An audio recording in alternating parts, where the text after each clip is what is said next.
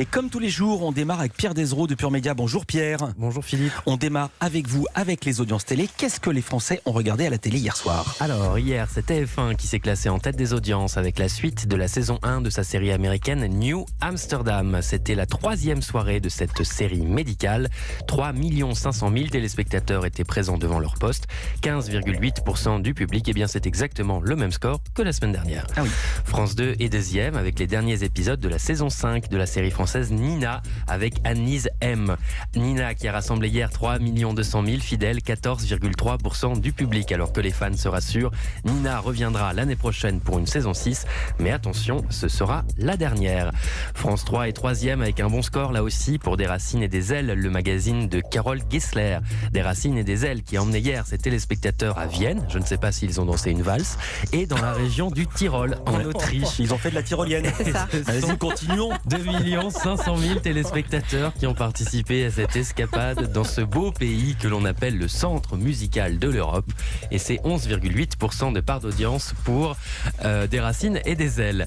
Au pied du podium, c'est M6 avec sa mini-série française Prise au piège avec Élodie Fontan et Jean-Hugues Anglade. Après son démarrage très décevant la semaine dernière, Prise au piège a rassemblé hier 1 520 000 personnes, 7,3% du public. C'est un tout petit score et c'est en baisse sur une semaine.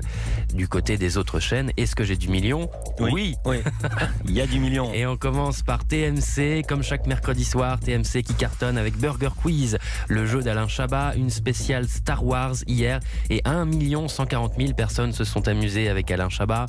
Et le million aussi pour Arte avec un film inédit, un film français, La Confession, avec Romain Duris, qui a été suivi par 1 million de cinéphiles. Et puis, vous vouliez nous proposer un point sur les audiences des 20h, car il y avait des invités très politiques dans les 2 JT du soir de TF1 et de France 2. Et oui, au soir des annonces d'Édouard Philippe concernant la future réforme des retraites, c'est évidemment ce sujet qui a très largement occupé les principales éditions du soir. Sur TF1, c'est donc le Premier ministre himself qui est venu faire le SAV pendant 25 minutes face à Gilles Le service Boulot. après-vente. Voilà, C'est ça pour les gens qui savent pas. le service après-vente face à Gilles Boulot dans le 20h de TF1. Donc 25 minutes d'interview qui ont été suivies par 6 800 000 téléspectateurs pour une audience moyenne du journal de 6 600 000 personnes. C'est un score qui est supérieur à la moyenne du JT de TF1 qui a été boosté donc par la venue d'Édouard Philippe. Mais il y avait aussi un gros invité dans le 20h d'Anne-Sophie Lapix sur France 2. C'était Laurent Berger, le secrétaire général de la CFDT. Bon là c'était un entretien beaucoup plus court, de 5 minutes à peine, puisque la CFDT a invité un politique important hier, puisque le premier syndicat de France a lâché la réforme et appelle à la mobilisation mardi. Alors le 20h de France 2 a rassemblé hier 4 850 000 personnes, 20,4% du public. Là c'est un score qui est un peu en deçà de la moyenne habituelle du 20h de France 2. Merci beaucoup Pierre, et après le SAV, VRD, vous revenez demain.